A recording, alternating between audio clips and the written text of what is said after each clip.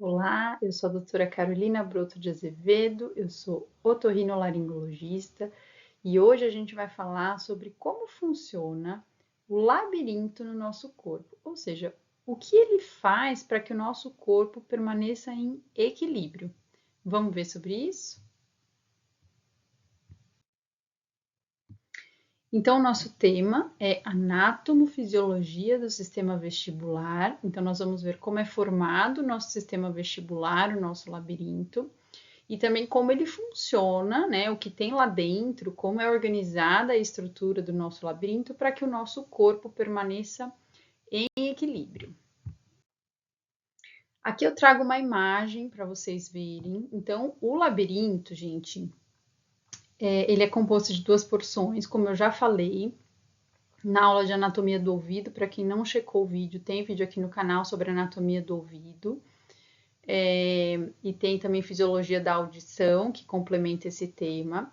Então, quando a gente fala de labirinto, eu tenho a porção anterior, que é responsável pela nossa audição, que é a cóclea, e nós temos a região posterior do labirinto, que é formada por canais semicirculares, então isso fica localizado lá dentro do nosso ouvido, tá?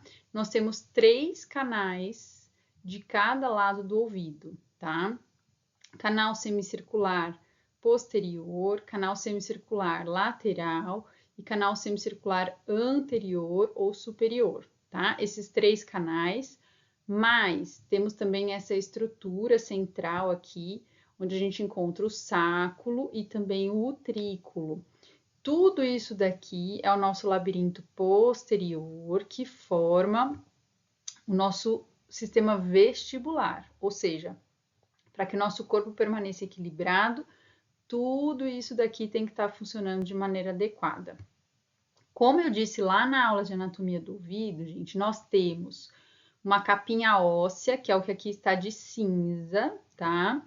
E dentro nós temos uma parte membranosa, então o labirinto ósseo e o labirinto membranoso. Então eu tenho o osso, dentro do osso eu tenho um líquido, que é a perilinfa, a gente vai falar sobre ele daqui a pouco. Aí eu tenho as membranas, que formam um labirinto membranoso, e dentro dessas membranas eu tenho outro líquido, que é a endolinfa. São líquidos diferentes, de constituição diferente, e isso é importantíssimo para a nossa função labiríntica tá ocorrendo de maneira adequada, tá? Então, isso daqui, gente, é a nossa estrutura, temos de um lado, temos do outro lado, e normalmente um lado e outro lado, eles funcionam de forma simétrica em espelho, tá? Vou mostrar uma imagem daqui a pouquinho para vocês a respeito disso. Então, lembrem dessa imagem aqui, a gente vai retomar isso daqui, mas é importante a gente lembrar.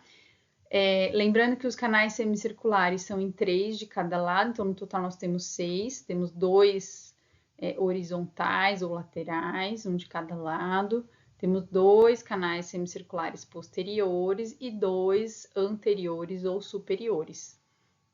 Notem, gente, que quando o canal ele vai desembocar aqui no utrículo, ele forma uma dilataçãozinha, tá vendo? No canal, que a gente chama de ampola. Isso a gente vai ver lá mais para frente a importância dessa região, porque é nessa região aqui onde a gente vai ter as células ciliadas, que são as células responsáveis pelo nosso equilíbrio, tá? Vamos passar aqui. Então, falando um pouquinho sobre esse líquido que preenche o nosso labirinto, né? A perilinfa, ela é praticamente um filtrado do nosso líquor, então do líquido cefalorraquidiano, e ela é rica, gente, em sódio, olha lá, tá? Pobre em potássio. Já a endolinfa, ela é produzida tanto na estria vascular, que a gente já viu lá na cóclea, no órgão de Corti, mas também aqui, ó, na nossa célula dos canais semicirculares, né?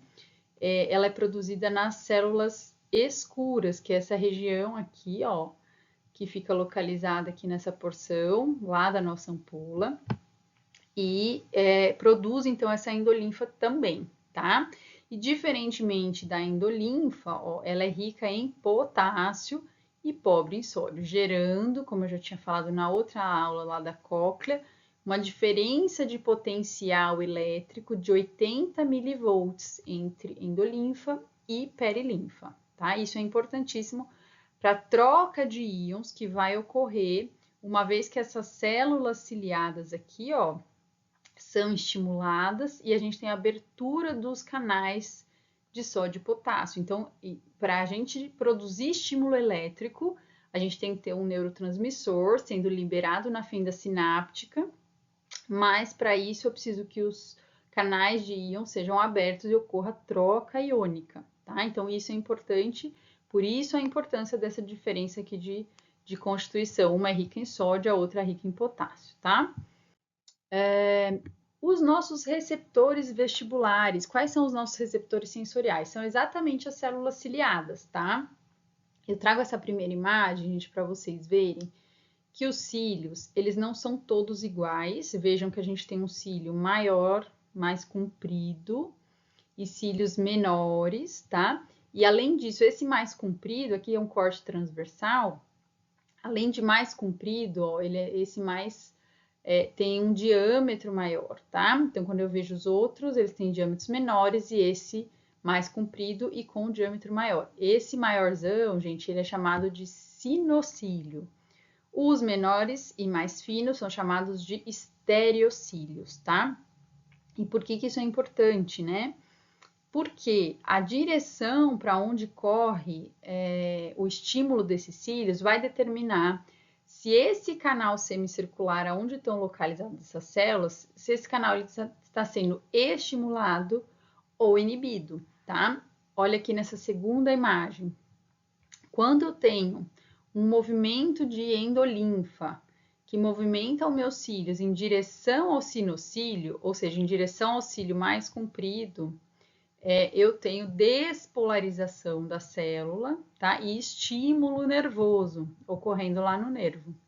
Se eu tenho uma endolinfa correndo no sentido contrário, é o sinocílio que se debruça sobre os estereocílios, eu tenho uma hiperpolarização e eu tenho uma inibição lá no meu nervo, sendo então direcionada para o meu sistema nervoso central.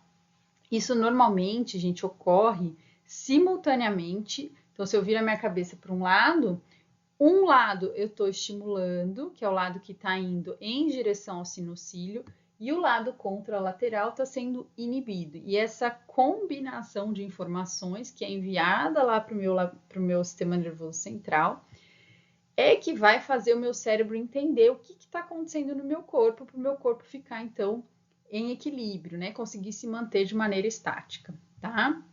Então, esses cílios, uma vez que eu tenho o toque de um cílio no outro, eu vou ter a abertura, olha lá, aqui eu não tenho contato, os canais estão fechados. Aqui, uma vez que eu tenho contato de um cílio com o outro, os canais de íons, ou lá, o sódio e o potássio, se abrem e eu começo a ter influxo para dentro dessa célula, o que vai gerar aqui ou a despolarização ou a hiperpolarização e o estímulo nervoso específico que vai ser conduzido lá para o meu nervo vestibular, tá?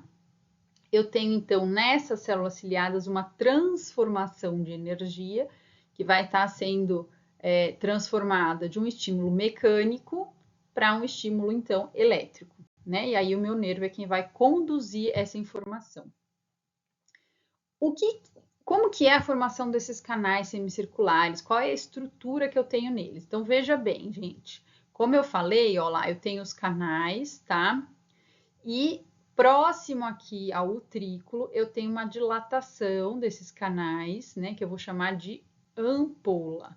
Então, a ampola nada mais é do que a porção do canal mais próxima do utrículo, onde eu tenho uma dilatação. Então, eu pego essa ampola e vou ampliar aqui, ó. Peguei uma ampola e estou ampliando nessa imagem. Então, tudo isso daqui, gente, é uma ampola, tá? E o que tem lá dentro da ampola? Como funciona, né, essa estrutura para que ela consiga mandar informação de equilíbrio lá para o meu sistema nervoso central? Eu tenho o que eu chamo de cúpula, que é uma estrutura gelatinosa em formato de chama de vela. Então, isso é chamada de cúpula, tá? Esse azul que eu tenho aqui. Além disso, eu tenho a crista ampular, tá? Então, a crista ampular, que é toda essa estrutura aqui. E eu vou ter a célula ciliada em si, tá certo? Que são as minhas células com essas terminações ciliadas aí, tá? Então, tudo isso aqui eu tenho 3 de cada lado do meu ouvido. E aí, gente, a endolinfa tá correndo aqui dentro, tá? Inércia, né? Por lei da inércia, essa estrutura, ela tá parada. E aí eu começo a ter um movimento de corrente aqui, dependendo, ó, do lado que eu movimento a minha cabeça.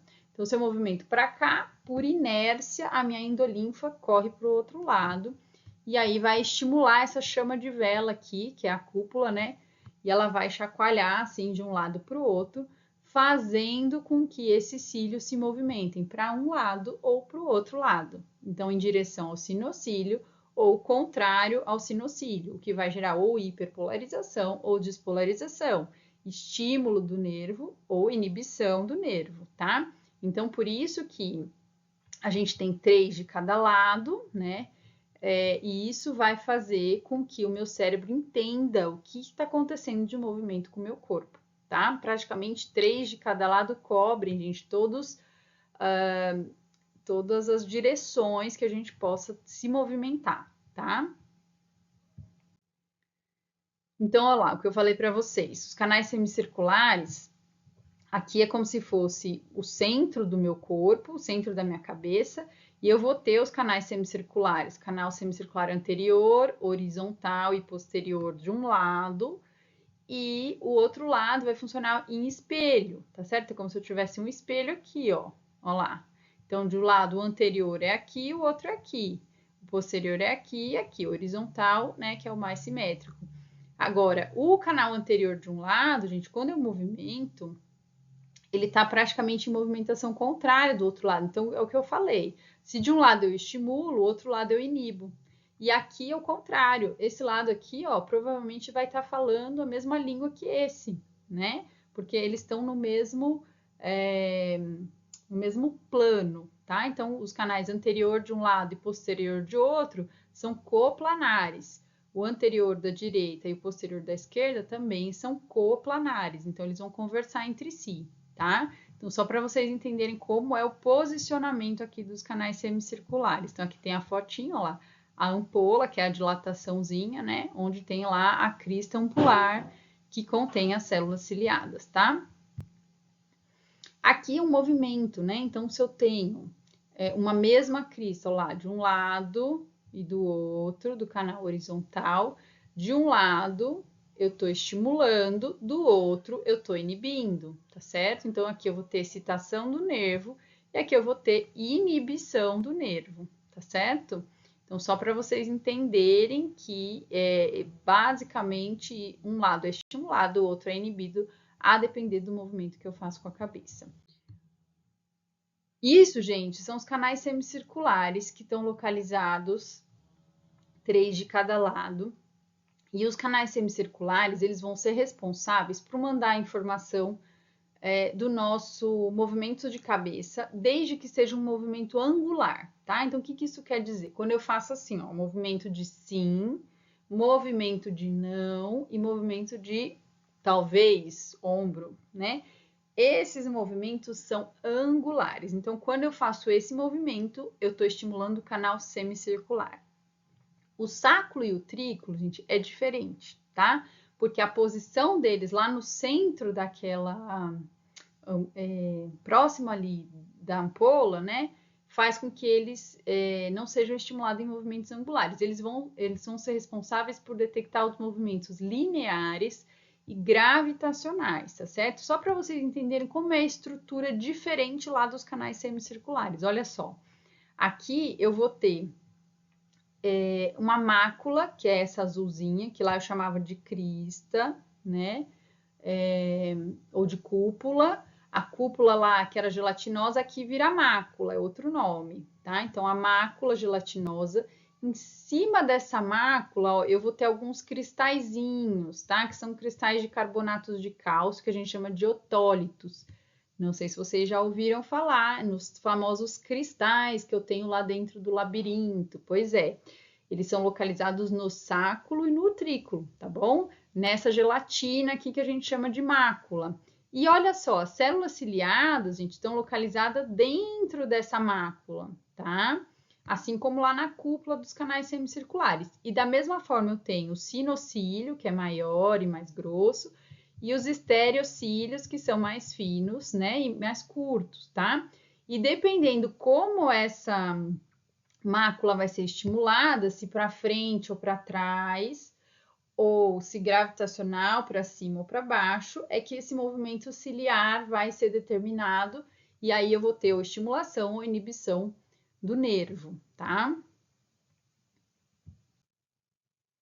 Olha só, aqui é a posição em que fica o sáculo e o trículo.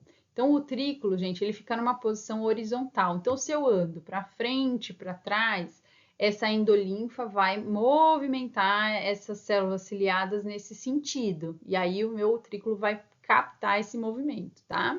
O sáculo fica localizado verticalmente. Então, o que acontece? Quando eu faço o movimento de levantar ou abaixar, movimento gravitacional, abaixar a cabeça, o movimento da endolinfa vai movimentar os cílios, né, nesse sentido, né, nessa direção, e vai fazer com que essas células sejam, então, ou estimuladas ou inibidas, a depender aí do movimento que eu faço, tá? Aqui um exemplo, né, então, se eu tenho um homem baixando para pegar um chapéu, por exemplo, eu tenho a movimentação da endolinfa numa determinada direção, né? E aí os cílios aqui se movimentando, tá vendo aqui, ó, eu tenho as células ciliadas e os cílios estão se movimentando naquela determinada posição, tá? Então, só para vocês entenderem como isso daqui funciona.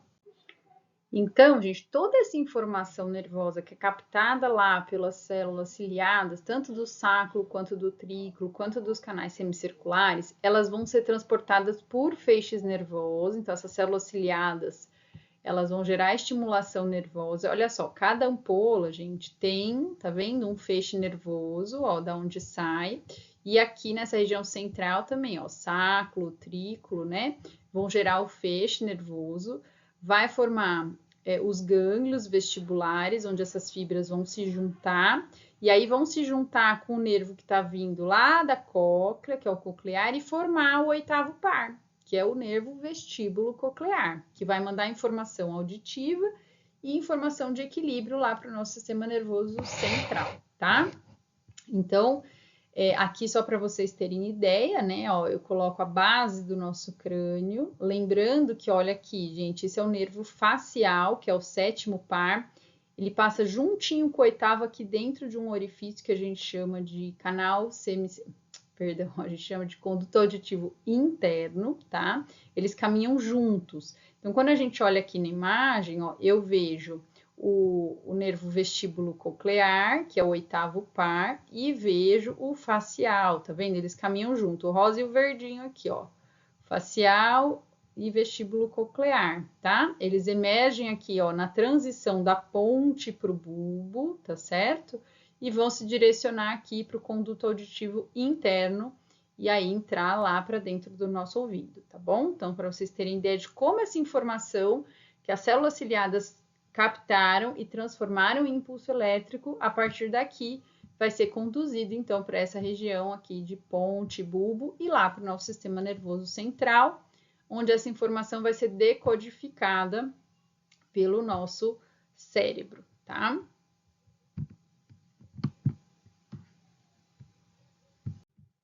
Além da inervação, a gente tem a vascularização. Então, como o sangue chega nessa região, também através da base do crânio, ó lá, a gente tem as artérias vertebrais que vão chegar através do nosso pescoço, vai vir aqui para nossa ponte, nosso bulbo, e a gente tem a artéria basilar aqui no centro, tá? Que vai dar uma ramificação direta, formando artéria labiríntica ou artéria auditiva interna, ou então ela pode dar artéria cerebelar anteroinferior, que é essa pequenininha aqui, e aí depois dessa daqui formar a artéria labiríntica. Tem essa variação anatômica.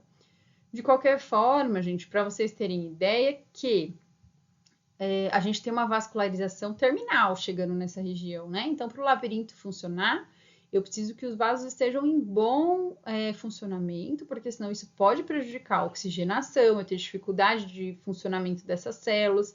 Pensa, gente, que o nosso labirinto ele funciona 24 horas por dia, 7 dias por semana. A gente não tem intervalo. Mesmo quando a gente está dormindo, a gente não tem uma pausa no funcionamento, né? Então, por exemplo, o coração, quando a gente dorme, ele tem uma baixa na frequência cardíaca, a musculatura dá uma descansada, né? Não tem o mesmo bombeamento de sangue. E aqui no labirinto, não, a gente está com ele funcionando o tempo inteiro, né? A movimentação que a gente faz na cama para dormir, a posição do corpo, tudo isso manda informação o tempo inteiro para o nosso cérebro. Então, a gente precisa que as células estejam funcionando de maneira adequada, que aquela troca iônica funcione de maneira adequada, e para isso, né, o oxigênio tem que estar chegando ali de maneira adequada. Então, qualquer alteração vascular, metabólica que meu paciente tenha, pode repercutir diretamente, então, sobre a função do equilíbrio, gerando tontura, desequilíbrio e alterações nesse sentido, tá? Quando eu falo em fisiologia do equilíbrio, gente, tá, ok, já vi como que é formado o labirinto, mas como que isso vai mandar informação lá para o meu cérebro? Olha só, o nosso labirinto, gente, que é o que a gente viu agora, isso é uma parte da nossa informação que é mandada para o cérebro. Duas outras informações muito importantes são a visão e a propriocepção, ou seja, o que o nosso olho vê e manda de informação para o cérebro, e o que o nosso corpo, através da musculatura, dos tendões, né, da postura, o que isso manda de informação lá para o nosso cérebro também é essencial para que o nosso sistema nervoso central entenda o que está acontecendo com o nosso corpo, se ele está parado, se ele está se movimentando, qual movimento ele está fazendo, né? O que está acontecendo. Tudo isso vai ser mandado lá para os núcleos vestibulares, né? E o nosso cérebro aí vai atuar através do cerebelo como processador adaptativo, né? Ele vai coordenar essas informações que estão chegando lá. Uma vez que ele recebe essas informações, ele vai ativar neurônios motores, efetores, né, através de movimentos oculares, olha aqui, movimentos oculares e movimentos posturais para que a gente fique em equilíbrio. Então, se eu estou com a cabeça girando, o meu olho ele tem que ter uma capacidade de se movimentar de certa maneira que faça com que eu fique em equilíbrio. Eu consigo mexer minha cabeça sem cair por conta da minha fixação ocular. Então, isso é um reflexo, ó, através de neurônios motores efetores, tá? E mesma coisa a postura, né? Então, uma bailarina que gira, um equilibrista que anda numa corda bamba, isso gera movimentos posturais para que o corpo permaneça em equilíbrio, tá certo? Aqui, quando a gente fala em movimentos oculares, a gente vai entender depois, mais para frente, por que que quando alguém tem tontura, a gente quer ver o movimento do olho, né? Se ele tem o que a gente chama de nistagmo. Quem não sabe vai ver isso depois. O nistagmo é um batimento ocular, um movimento do nosso olho que me indica alguma alteração, né? Dependendo da tontura que o paciente tem, tá certo? Aqui, como eu falei para vocês, esse reflexo, que se chama reflexo vestibulocular, ou RVO, ele tem a função de estabilizar uma imagem na nossa retina durante movimentos rápidos da nossa cabeça, né? Então, quando eu movimento a cabeça para um lado, a minha musculatura ocular, ela movimenta o meu olho na mesma velocidade em movimento em sentido oposto, tá? Então, eu fixo o meu olho, né, e movimento. Então, só que para eu fixar o olho aqui, ó, a minha musculatura ocular tá fazendo força contralateral ao movimento da minha cabeça, tá? Isso é um arco reflexo de 3 neurônios, tem uma latência de 16 milissegundos, então é muito rápido, né? Uma latência muito curta, e pode chegar a uma velocidade de 150 graus por segundo, então é uma coisa muito rápida. O que é um arco reflexo? É aquilo que a gente faz sem o nosso cérebro tomar consciência que está fazendo, então é involuntário, eu não consigo controlar isso, né, gente? Por isso é um reflexo, tá? Coloquei aqui uma dançarina girando exatamente por isso, porque ela consegue se manter em equilíbrio por conta desse refinamento do nosso sistema vestibular, tá? Então, todo mundo que tem alteração vestibular, então os pacientes têm uma famosa labirintite, que a gente chama, na verdade, de labirintopatia, a gente vai fazer a pesquisa desse reflexo e ele vai estar alterado, porque isso me indica que a conexão do sistema vestibular está alterada, né? Lá com o meu sistema nervoso central, tá? Então, nos pacientes, a gente faz a pesquisa desse reflexo e ele pode indicar realmente se é uma doença relacionada ao labirinto, tá? E outro reflexo que a gente tem é o reflexo vestíbulo espinhal, também tem a função de estabilizar o corpo, né, durante alguns movimentos. E aí já tem uma participação de tratos mais longos do que esses 3 neurônios que eu tenho no reflexo vestibulocular, tá? Mas basicamente ele vai atuar sobre a posição da musculatura cervical, da musculatura torácica, dos membros, né? Para dar um equilíbrio também para o paciente em episódios que possam causar alguma tontura ou algum distúrbio do equilíbrio, tá certo? Quando a gente fala, gente, em sistema vestibular, labirinto, tontura, desequilíbrio, a gente tem uma gama de exames que é importante da gente fazer. Por quê? Porque a tontura, gente, não necessariamente ela é um problema do funcionamento do labirinto em si. Eu posso ter um labirinto que está em desarranjo devido a alguma agressão externa, né? Então, que nem eu coloco aqui para vocês. Qual é a minha hipótese diagnóstica, né?